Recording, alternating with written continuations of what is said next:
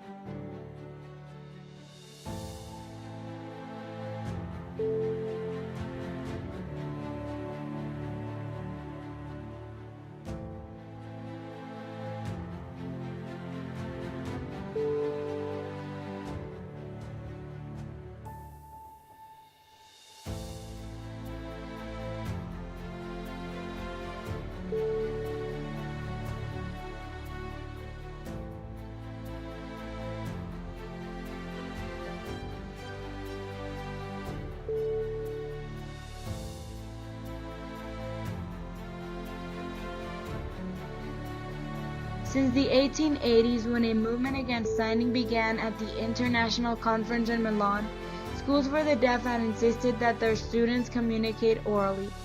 Students were taught to produce understandable sounds. If students were found signing, they would receive harsh punishments, including physical abuse. Deaf students were tied up to chairs to prevent them from signing, which obligated them to use the voice they did not have to converse. For the next 10 years, sign language was declined in deaf education. The only two schools in the United States that allowed deaf students to attend were both oral and did not allow them to learn in their proper language.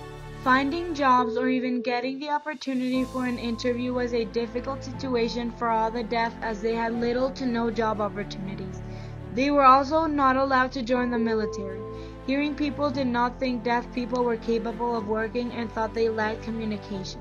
Apart from not having any job opportunities and being punished for using sign language, they were also not permitted to buy property because laws labeled them as non-persons and were seen as being unable to learn or be educated at all.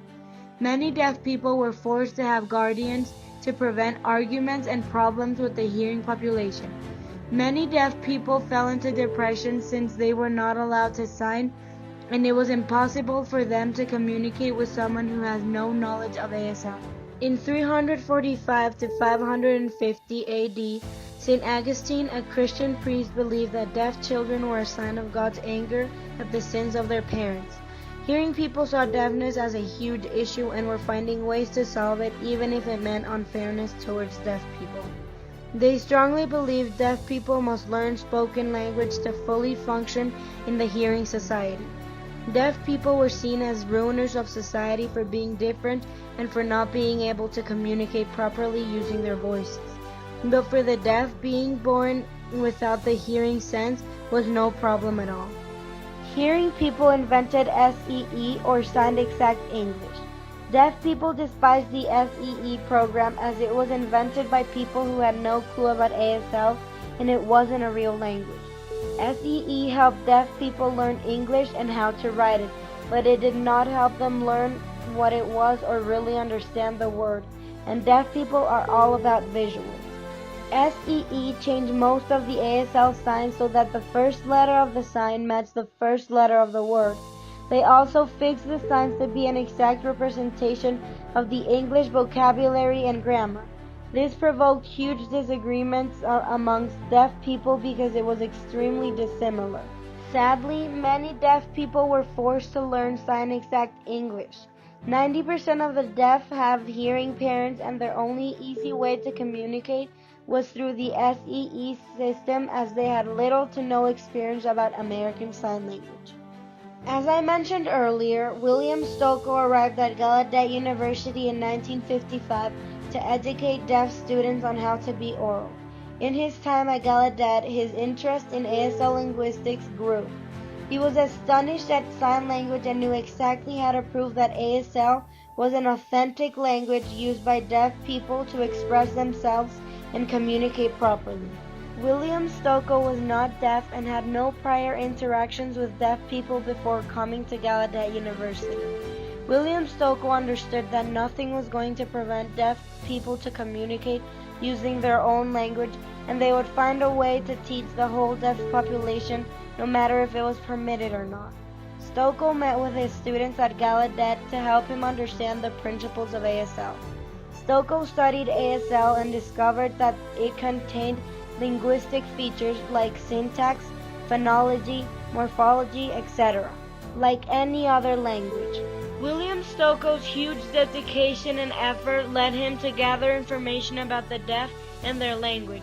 Thanks to the fabulous information he found, he decided to write a book that later inspired many. The book was A Dictionary of American Sign Language on Linguistic Principles. Stokoe said, "It has everything a language has. It has vocabulary, grammar, and syntax. It is a language which defies a community, and it is worthy of respect just like any other language." All of his co-workers thought Stokoe had gone crazy and was just wasting much of his time. "They told me my job was to teach them English," recalled Stokoe. "Even some of the deaf people on the faculty thought I was out of my skull. All the experts were saying, sign language can be ignored, it is not a real language." William Stokoe's research on ASL revolutionized the understanding of ASL around the world, and it had a profound impact on deaf culture, deaf education, and sign language teaching and interpreting. This topic relates to the conflict and compromise because the oralists wanted the teaching method for the deaf to be fully oral. They believed that that was the only way for a deaf person to fully function in a hearing society. The other method was ASL. The manuals believed that the best way for a deaf person to communicate was by using sign language since they could not hear. Since American Sign Language was not considered a true language, the oralism method won, and deaf people were seen as non-persons. William Stokoe stepped in to help the deaf.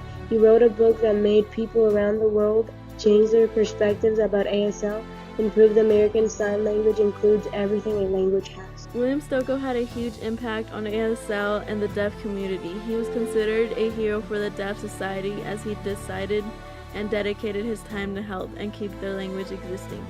Jill, a former host of Deaf Mosaic, commented, "Bill Stokoe is the father of linguistics in the field of American Sign Language. If it weren't for him, we would still be in the dark ages." He changed the minds of his co-workers who had no faith in their language and were prepared to give it up for spoken language. ASL is now considered a genuine language and deaf people are respected. William Stokoe touches the hearts of millions of people in America.